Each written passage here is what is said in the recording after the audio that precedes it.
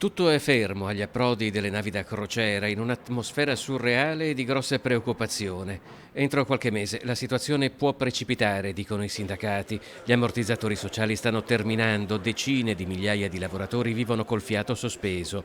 Non è solo la scomparsa della crocieristica, è tutto il porto di Venezia a rischiare. I volumi di traffico e di trasportato sono in diminuzione, d'altronde la maggior parte delle grandi potenze economiche nazionali e internazionali stanno rallentando a causa della pandemia.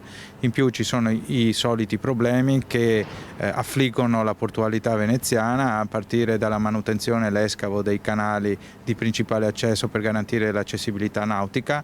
In più adesso bisognerà capire anche come funzionerà il MOSE e che conseguenze avrà sul traffico portuale.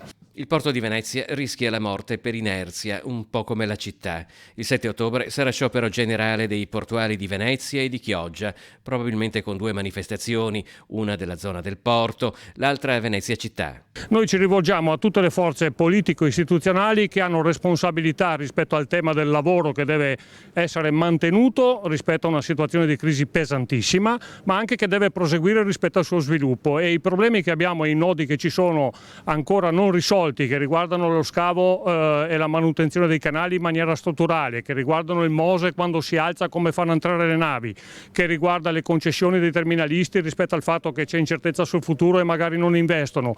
L'incertezza qui è ovunque, su qualsiasi cosa, persino l'arrivo di un'opera costosa e controversa come il MOSE, ammesso che si riesca a farlo funzionare, rappresenta un problema.